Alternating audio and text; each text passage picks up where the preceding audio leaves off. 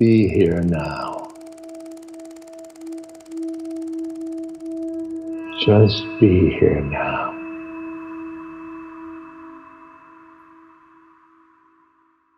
So as you develop a silent mind, you'll really be able to understand very deeply all these different expressions of the Dharma. There's many different fingers pointing at the same moon. And the idea is to look at the moon, not at the finger.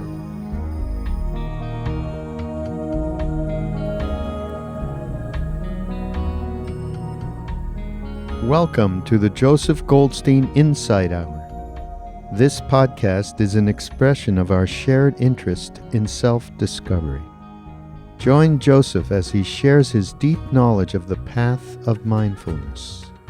If you are interested in supporting this podcast, please go to BeHereNowNetwork.com/Joseph.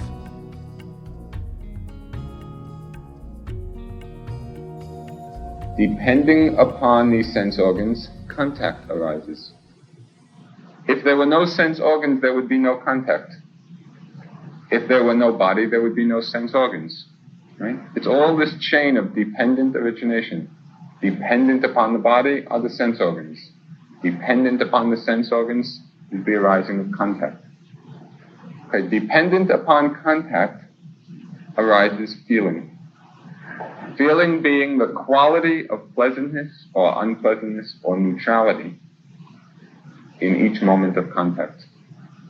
Whenever we see something, or hear, or smell, or taste, or touch, or have a mental idea, at every moment, dependent upon that contact, arises this feeling, or quality of pleasantness, unpleasantness, or neither. Right? No way to stop the feeling. If there is contact, feeling will arise. Here comes the crucial link. Dependent upon feeling arises craving. Okay, because of pleasant feeling, we crave for the object, we desire it. If there were no feeling, if there was not this quality of pleasantness, there would be no craving, there would be no desire. It is feeling which conditions desire. Dependent upon desire is grasping or clinging at the object. Because we desire it, because we crave it, we cling and grasp. If there were no desire, there would be no clinging. Given desire, clinging and grasping arise. Because of clinging and grasping, we get involved in all sorts of karmic activities.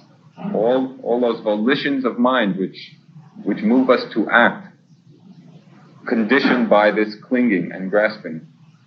So we create all kinds of karma in the enacting of our clinging and grasping. Because of all these karmic forces which are being built up, again we take birth. Following birth comes disease, old age, death. It's all just this chain of cause and effect. Given the body are the sense organs. Given the sense organs, there are contact. Given contact, there's feeling. Given feeling, there's desire and craving. Given desire and craving, there's clinging and grasping. Given clinging and grasping, there are all kinds of karmic activities. Given the force, the power of that karma, is birth, disease, old age, and death. And so we go around and around and around. How to break the link? There's nothing we can do about having a mind-body because it's there already. We find ourselves in that situation. The sense organs are there. Given the sense organs, contact will inevitably arise. With contact, automatically feeling is going to come. And just at that point is where, through the development of mindfulness, we can break this chain of dependent origination. If we are mindful, feeling does not necessarily give rise to craving, to desire. If we are mindful of the feelings as they arise, of pleasantness, unpleasantness, or neutrality, no longer are we mechanically running out this whole conditioning process of clinging and condemning. Rather, we're simply aware, feeling pleasant, pleasant, unpleasant. Being very mindful, not identifying with the feeling, not taking the feeling to be self. Not clinging to the pleasantness, not condemning the unpleasantness. And it's right at that point in this chain that we can cut it. We can break this conditioned reaction which is driven on by ignorance. If instead of ignorance at that point between feeling and craving, we insert wisdom and mindfulness, so then we begin to decondition our minds, right? No longer feeling leading to craving, but feeling leading to detachment, to wisdom, to mindfulness, to understanding. And that's the path to freedom. If we don't crave, there's no clinging. There's no grasping. If there's no clinging and grasping, there's none of that buildup of karmic force involved in that grasping. If there's no buildup of that karmic force, there is no longer rebirth. If there's no rebirth, there's not getting old, there's not disease, there's not death. So right at that point, when feeling arises, as it always will at every moment, it is a common mental factor, which means it's present in every moment of consciousness. If we are mindful, we stop this whole chain of conditioned relationship. Right?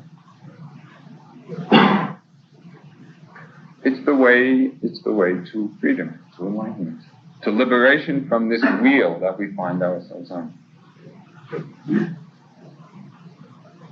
That's why mindfulness is at the very heart of all the spiritual teachings.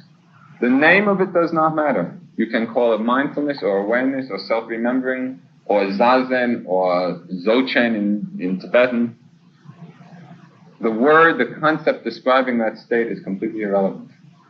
It's the quality of mind which is moment to moment aware of what it is that's happening without clinging, without condemning, without identifying it as being self. Just observing the process, observing how everything arises and passes away. Seeing that impermanence, experiencing that very deeply, is the first taste of freedom, right? No longer reacting very mechanically to what's happening, but just observing the flow. Observing this process of incessant change without reaction. In the Diamond Sutra, there is one line which contains the essence of all teachings leading to liberation, leading to enlightenment. And that is, develop a mind which clings to naught. Develop a mind which does not cling to anything at all. A mind which does not cling to people or situations or objects or the body or states of mind or consciousness itself. A mind which is free from any clinging whatsoever on any side. That's freedom in the moment and leading to ultimate freedom, to release from this wheel of samsara. And the whole thrust of mindfulness training is exactly that development of mind moment to moment, which is not grasping, not clinging at anything. To see everything as process arising and passing away.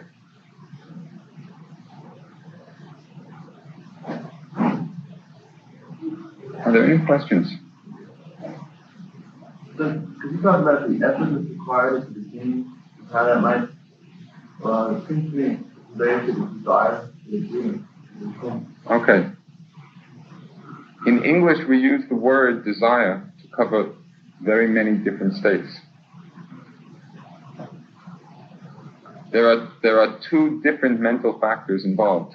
One is the desire, which is involved with greed or clinging, right?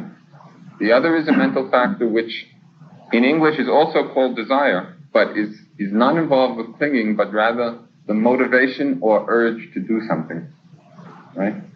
That mental factor can operate without any clinging at all. In other words, the desire for enlightenment is to be understood in terms of the urge to do or the motivation, not in terms of clinging at an object, even enlightenment, because that's not how it happens. It's just this motivating force which arises because of a certain degree of wisdom and understanding. You understand how things are, so the motivation arises to get free. There's no clinging, no greed of mind involved in that. But it's confusing in English because we say desire for a sense object, for example, and desire to do something, desire for enlightenment. In English the word is the same, but they represent two very different factors of mind.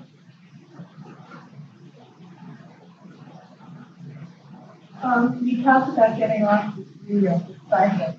What happens to you when you're off the cycle? When you get off the cycle, you'll know. But there'll be no you to know anything.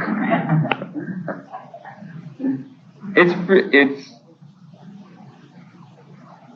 imagine yourself with an excruciating toothache.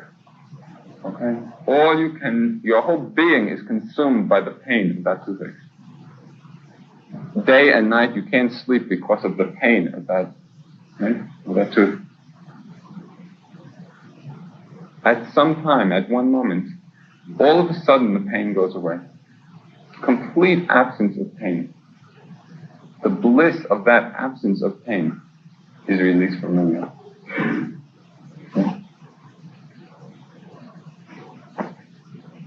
I just want to say that I'm very glad that you're talking about mindfulness because I think it's really important. And what I found is that when I do that, when I pay attention to everything that I'm doing, it becomes very, very rich. And as you were talking today, it just occurred to me, am I going to be clinging to that?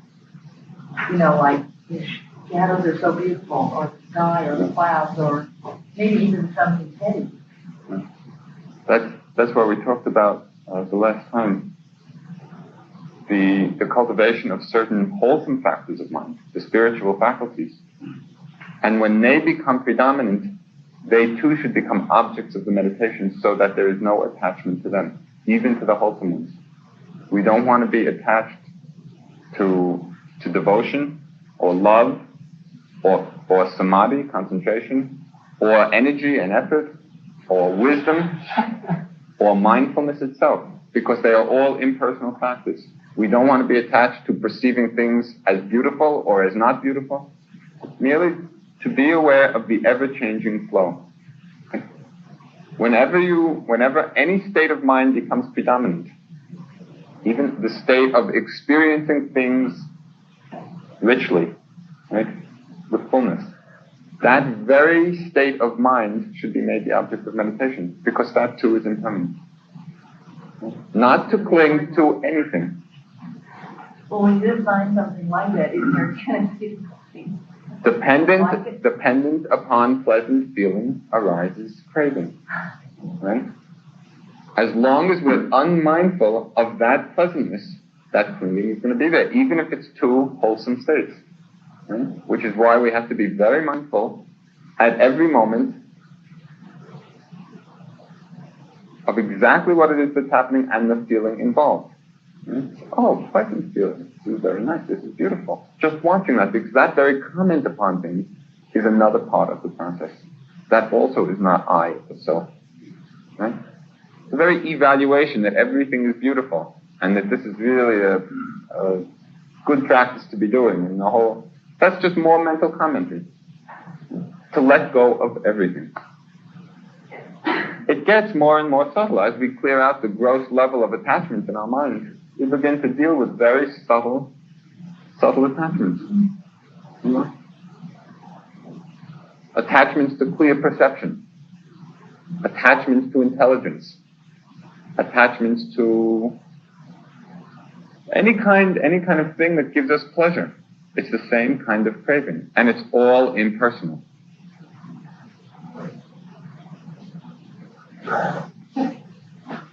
Poor Jesus.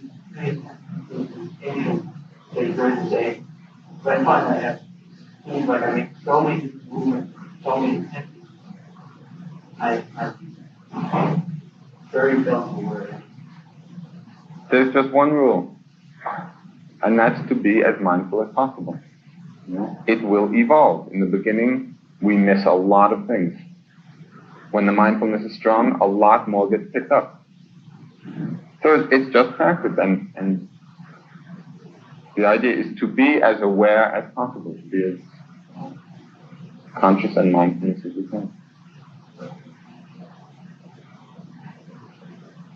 This question has come up before, but I feel very unsure of the difference between the witness that Dharma was talking about last night and cultivation of mindfulness. Okay. It's exactly the same thing, except that there is witnessing without the witness. And that's why there was some slight lack of clarity, I felt, last night in the statement that the witness also is some part of the ego. If there is a concept of witness, then it is, because it's identifying with the mindfulness, right? It's taking the mindfulness to be self, so it becomes an extension of the I thought. In fact, the witness does not exist. All that there is this mental process of witnessing, right? The mental process of mindfulness, which is not I and not self and not mind, and we should not identify with that process. It's just a mental factor working in its own way. And then it is completely free of any self or ego orientation. It's just the mental factor of mindfulness functioning to know the object, to be aware of the object. No self involved in it at all. So it's witnessing without a witness. It's just witnessing going on. Does that clarify? Why don't we sit about 15 or 20 minutes? I have a question about practice. And that is yesterday during the lecture, for some reason or other, I just got what I find to be a fear reaction, something or other, and I had a very tight feeling in my stomach, a lot of anger generated there. But I sat for about 5 minutes trying to find out what was going on, and I couldn't. It was like throwing me completely out. And I didn't know what to do. Eventually, I figured out what was happening with the fear. That's not the. It's not so important to try and figure out why things are happening, right? The development of mindfulness involves being aware of what it is that's happening. If there's a tightness in the stomach, that should just be made the object of meditation. Just observe it. If there's some predominant mental state involved, then that should be made the object of the mindfulness. What was happening was that they were both happening. Okay, that you can be with whatever predominant in the moment, and it can be back and forth. But it's not so useful to try and analyze why things arise, because the causes are very many and very subtle, and it could go back 10,000 lifetimes. There's no knowing the whole chain of cause and effect involved in a particular thing happening, and it's irrelevant. Because all we're interested in is being mindful of it and watching how it comes and goes. Right? If you're letting go of it, not identifying with it, it doesn't matter why it came. Right? So it just undercuts that whole level of analysis. It's just being with the process. Right?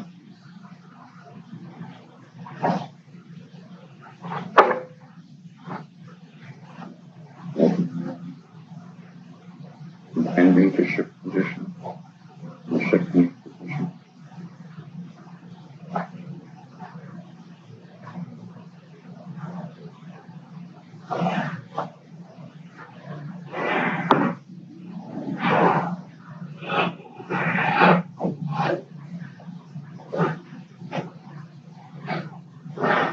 Any questions? Talk about the relationship of IQ to power, and also the relationship of the object to Buddhism.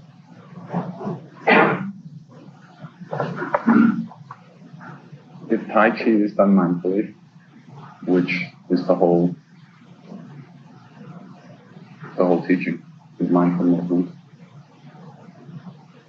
It's mindfulness. You're cultivating mindfulness on movement, so I don't see any difference at all. And I don't really see any difference between Tao Te Ching and Buddhism. As you begin to understand the process in yourself with a silent mind, right? Not on the concept or intellectual level, but really experience the Dharma within yourself, then you'll be able to relate very easily and very deeply to all the different expressions of the teachings. Right? You can read Taoism or Zen or Chinese or the Tibetan Buddhism or Southern Buddhism or a lot of the Hindu scriptures, and it will just be talking to you. It will be talking to your experience. But as long as there's staying on the intellectual level, then you get into comparisons and distinctions and all academically, right? Because it's not coming. The understanding is not coming from your experience. So as you develop a silent mind, you'll really be able to understand very deeply all these different expressions of the Dharma. It's many different fingers pointing at the same moon. And the idea is to look at the moon, not at the finger.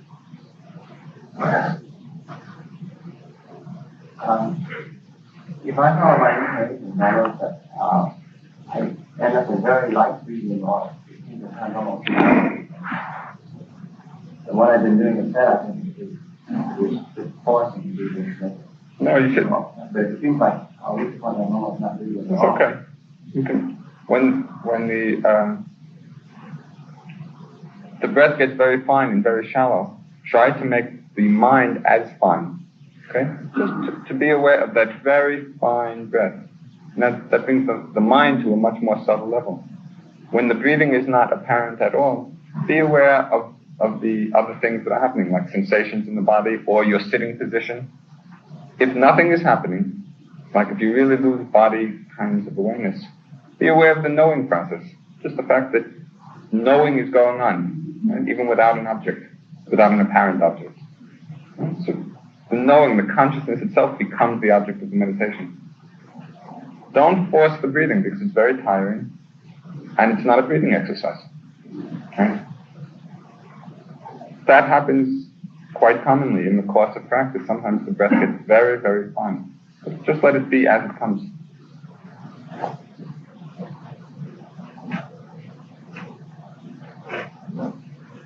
Really clear in my head on how karma works. I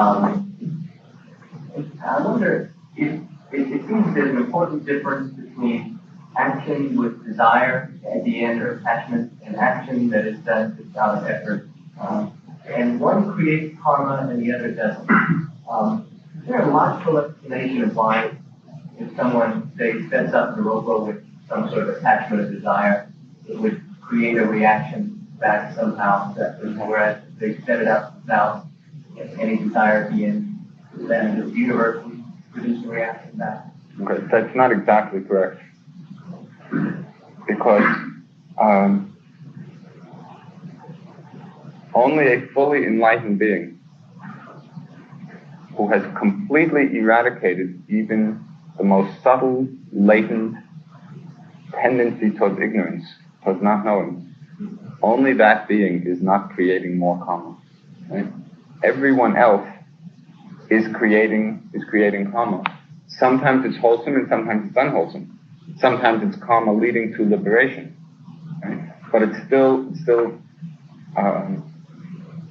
this cause and effect relationship happening.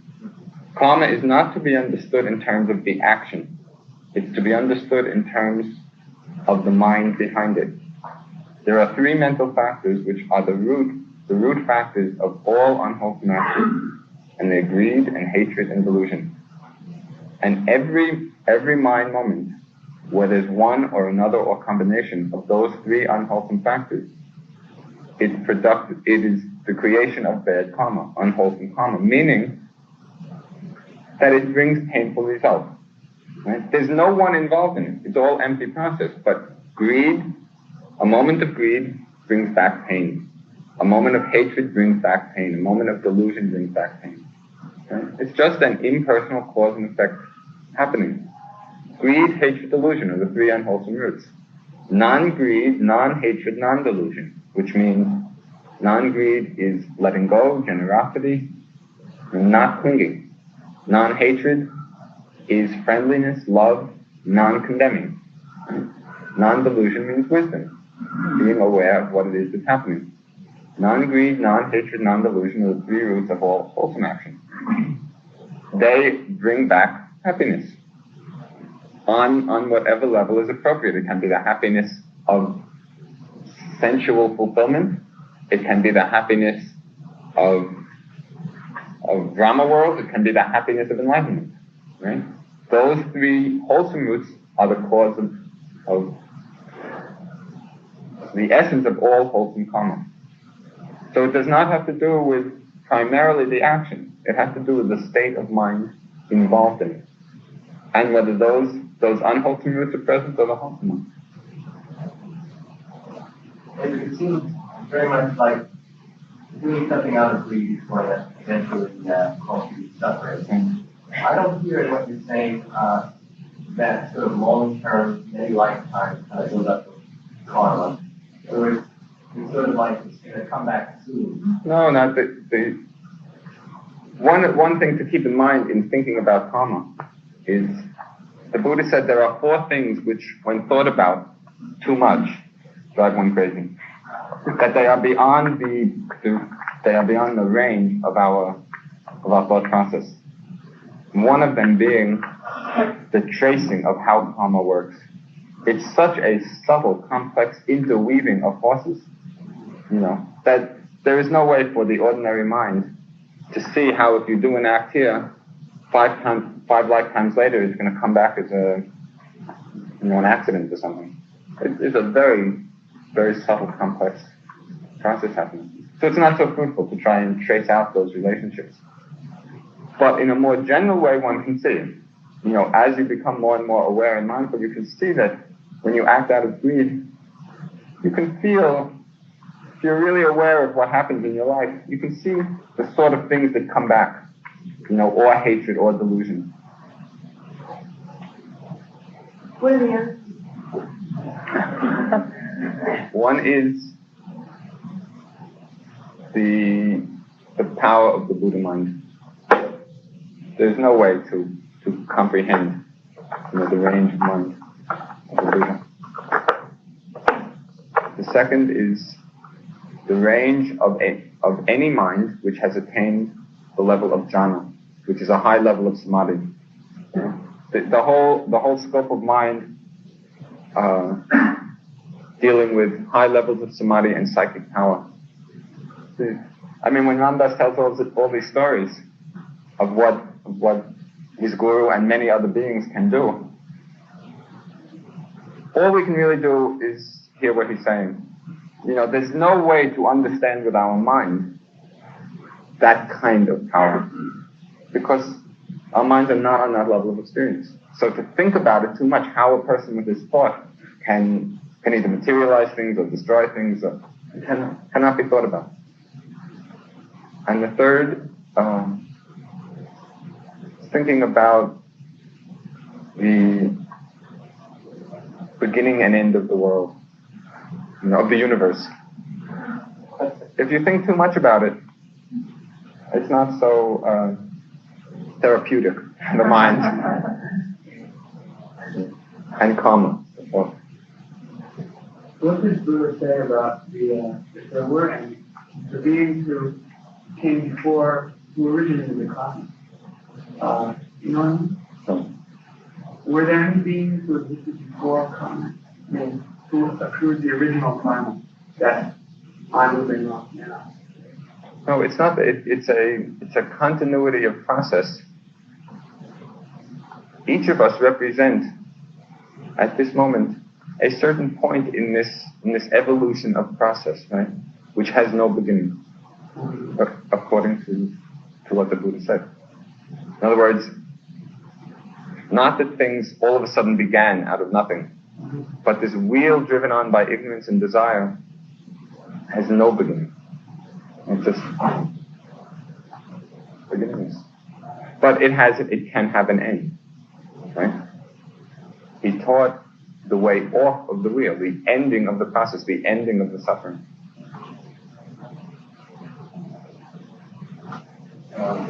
The way I use it, computer programming, and reprogram it to original previous program. Eventually you get one program into like itself.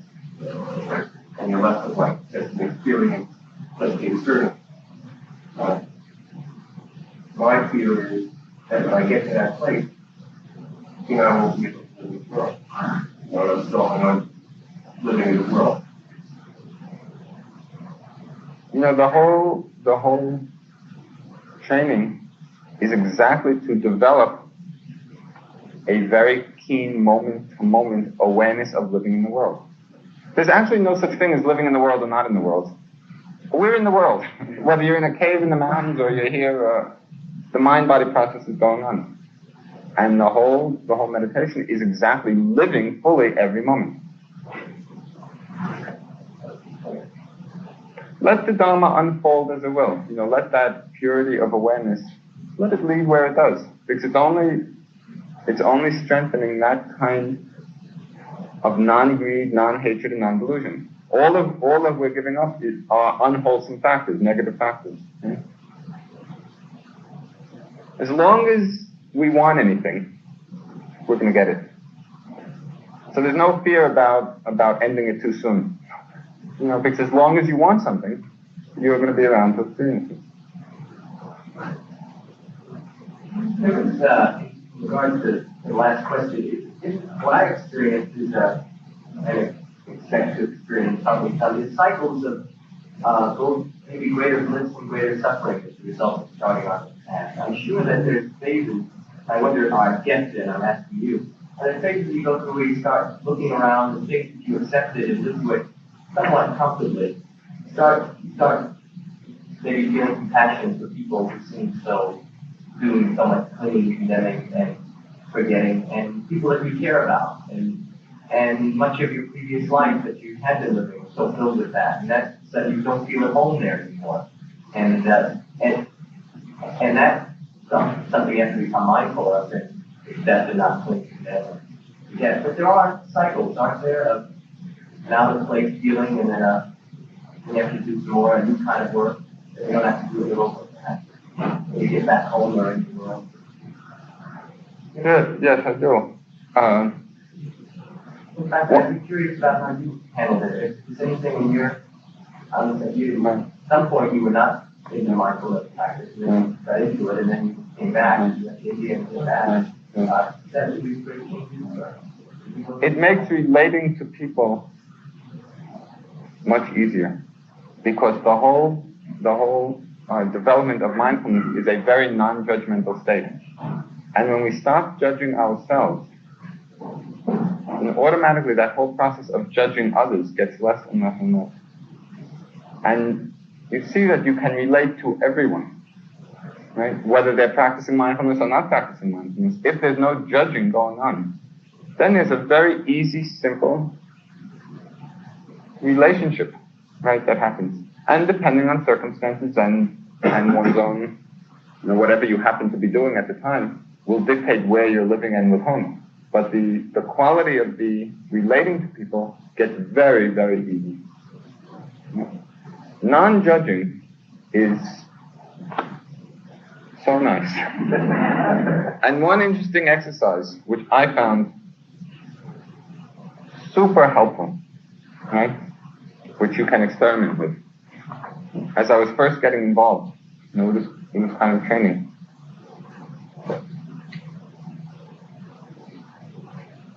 I sort of resolved that I was not going to get involved in talking about other people. Right? If I'm talking to someone, not to engage in conversation about a third or fourth or fifth person. Right? And I was just amazed that 90% of the speech fell away. And the mind got very light, because in all that kind of talking about other people is a very ingrained judging process. right? And as soon as you just cut off that whole expression of it, you find the mind very much free of that judgment level. And you just might experiment, and see what it does for your mind when you stop talking about other people, which does not serve any purpose anyway. It's completely useless talk. Right? And I just as a further suggestion, you might think, well, I'll just say nice things about other people. I won't say the bad things. But I tried that, and it's very easy to slip back into the old habits. So it's really good just to cut off that whole realm of useless speech. And you'll find your mind getting very, very light and relating to people much more easily, because we carry around a lot of below the awareness threshold guilt of having said something and, maybe that person's going to find out. We're carrying it around with us. And it just eliminates that whole heaviness and darkness of mind. It's quite an interesting thing to do.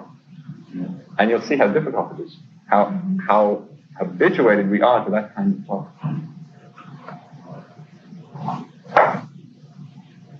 Yeah. Then you said that goes inside, that you love it and happens. Right. The whole training is not to judge what's going on inside. Right? Not clinging, not condemning, not evaluating, not commenting upon, not choosing, just being aware. Right? If judgment starts happening, the very judgment should be the object of meditation, not to identify with the judging. So you just see that as part of the process, and it comes and goes very quickly then. Because I've tried to stop it visualize it being solved in the time. As the mindfulness develops and gets more and more finely tuned to what's happening in the mind and body, you will become free of that. Because the whole training is exactly in not judging, in being aware of what's happening without evaluating. Right? After I come into meditation, you have to stop. Meditation is not just anyway, but sometimes we like that meditation is the right thing. You're supposed to be so far along. And feel that. There are two different kinds of meditation paths. One is the development of samadhi, and one is the development of mindfulness. Right? The development of samadhi or concentration requires very special circumstances. Otherwise, it's just fighting a lot of obstacles. Whereas you need a very quiet place and a very secluded place without disturbances, with no obligations or responsibilities. So you can devote yourself to that development of one-pointedness of mind. And that's the way to do that kind of meditation properly. Mindfulness means just being aware of what it is that's happening moment to moment. There is no time at all when mindfulness is inappropriate. Because it's not doing anything, it's just being aware of what is already happening. The alternative to mindfulness is sleeping. It's a state of sleep. So there's no question about whether I'm ready to be mindful or where I should go to be mindful. It's starting right now from wherever we are and just cultivating that factor of awareness. Does that answer you? How about with someone who has trouble getting in touch with, let's say, his emotions or feelings about him? I don't know, it kind of seems like it could be a dangerous point for someone who's not in touch with his feelings and his emotions to like influence self-religion meditation. Yeah. That can happen. That also is very much expresses the care with which one has to undergo the concentration techniques. Okay, because it's making the mind very powerful and suppressing a lot of the stuff that's in us. In that focusing on a single object, you're making the mind very strong, very one-pointed, but it's like holding down right? Without proper guidance, that can be very tricky. Mindfulness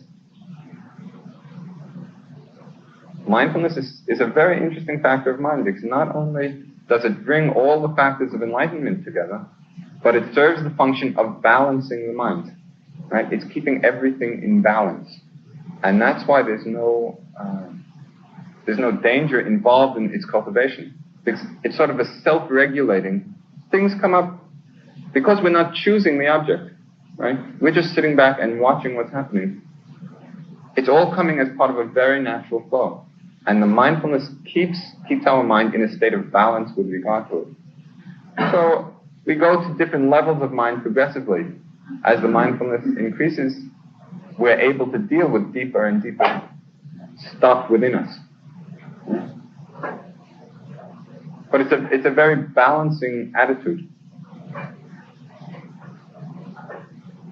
I might also add, in doing intensive work, where you're cultivating it like all day long in a retreat, it's very helpful to have a teacher. Because then it is getting very intense and a lot of things are coming, and it's very easy to back oneself into a corner. Okay? And a teacher can be a very big help in that kind of intensive practice.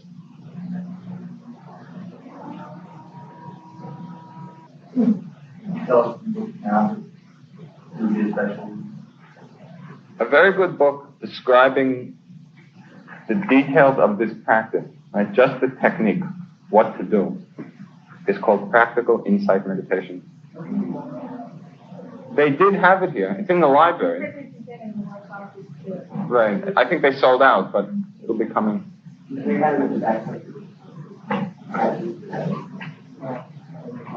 There'll probably be more.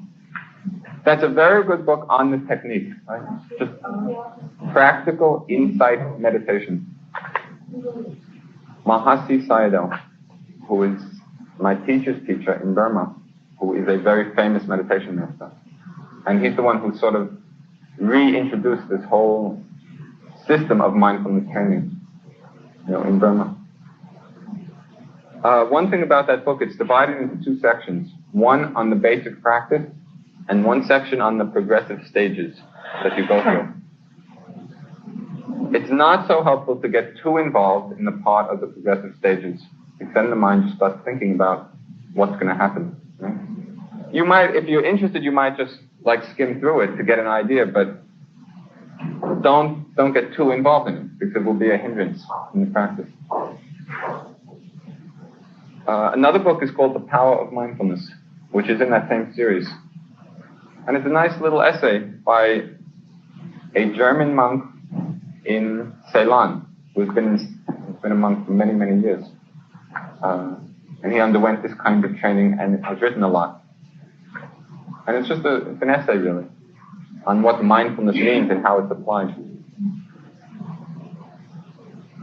And The Heart of Buddhist Meditation is another good book. And there's a whole beautiful Zen literature and Taoist literature, which is very beautifully expressed Dharma. That little book, that Third Patriarch, that's all one needs to know. It's all there.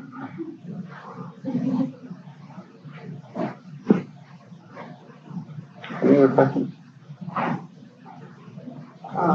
Before, when you were talking about stopping gossip about people, is the stage in that acting differently toward them so that you don't build up a reservoir of hatred and unsaid things and If you're mindful, if you're aware, you will see that the behavior is altered. It flows out of the awareness rather than as unless it's programming oneself. Because that can create a tension. If you're cultivating this growing awareness, you will see that automatically your behavior alters. And also the non-gossip lightens the mind to a point where you are no longer judging. It's a very accepting state of mind.